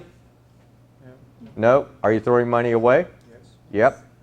And that's why I try to tell people just in time. To give you an example, I used to keep them, when I took over the one company, they had $1 million in inventory sitting on the floor every day. So I converted it to just in time, and basically every 24 hours it was spinning out. What did it create me headache-wise though? On the front end, I had to make sure the raw materials were in there so I could make my product. And since we made about 6,000 different formulas, it was a logistics nightmare from that standpoint. But we became very efficient at it, and we saved a lot of money. So these are things you look at when you're in your operation. I remember one guy, he basically opened a party store, and so he says, I'm not making any money. And, you know, and so he says, I need to get the new inventory, new products for this year. And so I went out to see him, and I mean, the back room is just huge. And I'm thinking, this is a small business. He's got all this stuff. And I'm going, and this is a question I asked. And the reason I asked this question, I said to him, I said, did you work at Walmart before? And he says, yeah, I was a manager. I said, now I know why you got like you are. And so Walmart's bulk. So he bought in bulk. But he was really a boutique store. Well, boutique, you're going to order much differently that. And that was a husband and wife team. It was not pretty.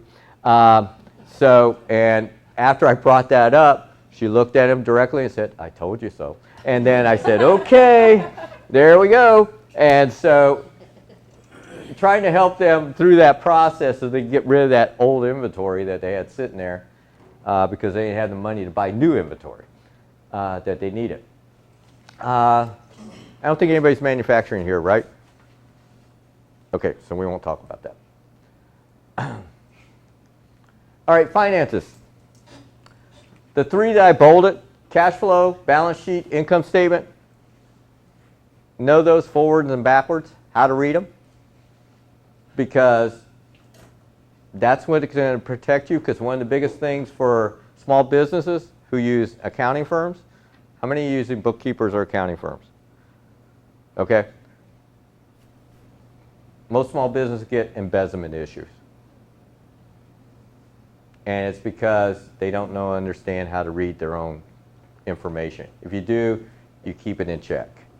If you don't, you get taken advantage of. So, and remember the IRS, are they going to go after the bookkeeper account, or are they coming after you? Yep. So, no excuse. Accounts receivable, the sales forecast, taxes are always going to be the thing, and then knock on wood, you got profits. And then depending on what you're focusing on, how often you look at things, pushing through the process. IT, cyber, I cannot stress this enough. I've worked with so many companies that have been technically taken out because of malware and everything else, because they didn't put the investment of putting the proper virus protections and things like that on their systems, or let them expire, all that, or actually the more workforce you have touching computers and things like that, training them, and also being able to track what they're doing and where they're going on there. You can see their information, so that way they may not be spending their time, they may be spending all their time on Amazon. So through the process, doing their orders for them. So this is something I try to stress to people now. This is much more critical than it was 5 years ago. Literally, big companies are asking, what's your cyber plan? So anyway, that's how I recommend an evaluation. Disasters, cyber's really a big one, number one, pretty much. Then you have your natural, man-made. That would be like the power utilities go out and you lose product or whatever. Or you lose your customers because they can't come in because the lights are out. You know, having that business resumption plan, what do I do if this happens? So I can make sure that I can keep the revenue, because at the end of the day, disasters are really tough, destroying communities, and pretty much half of you don't even open your doors again after a disaster. So the other half, pretty much almost close to 40% of those close their doors after a year. Okay, so it's a high toll thing with disasters, and that's why I try to stress to people. Your outside team, an accountant, insurance representative, you know, whoever you're working with your IT cyber, human capital firm, you know, depending on how big you are, how much time and effort. These are not a lot of dollars. It's just kind of where your size is, and these are just little things you have to do. And then if you need a lender to have the relationship. And the thing is, why I always say talk to the lender, what's happening in our market with lenders? How many mergers have happened and acquisitions? Okay, I can tell you ahead of time, it's only going to increase, so it's even going to get worse. So just realize that. So that's why it's understanding, because the lender you're talking to today may not be there tomorrow. Those are some business resources that are available. Once again, a strong team, it's chemistry, teamwork, integrity, and team needs. Two things you do not control, luck and time. And those are the two things that takes out businesses, because sometimes your luck is really good, you hit it, other times it's really bad. And the thing is, you just have to accept that. And last but not least, you're just one hook away from disaster.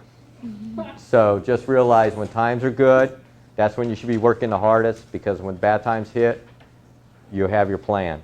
Too many people, when they get comfortable and doing really well, that's where they stay. Say, oh, business is great. I said, it's going to hiccup. It always does. And when it does, at that point, they're in defensive posture instead of offensive. I always say, be offensive when you're going through the process. And that's it. Any questions? Yes, ma'am. For those of us who are not accountants, Uh-huh. where would you go to get the most information possible about all of the financial plan kind of stuff? Well, actually, Sandy, don't you guys offer a QuickBook workshop or something like that? We have it on this curriculum, but if you'll go to the New Knowledge YouTube channel, there is some on QuickBooks, both the software version and the online version. Okay, and that covers income statement and what exactly all those fixed assets means. Yeah, and then you could also take one at community colleges. Okay. So a community college course, they'll teach you the basics, basic accounting, and that way you get the understanding with it. And you also can do it online. So. I think the higher ed has just been promoting to do an Excel Yeah, I did see that. Yeah. They're Yeah. So those are the what. Come by the ink there. Jean can sit down with you with QuickBooks and show you That would be great. what it does, and that way you have some things to make a decision. Yeah, and your accounting package may not be complicated. It may be very simple. Others will be more complicated depending on how things are moving. Probably not complicated. So that's things to look at. A good accountant, my accountant showed me how to do it, so then I do that part and then handle it. Any other questions? Okay, guys, I thank you, and I wish you much success as you move forward. Thank you.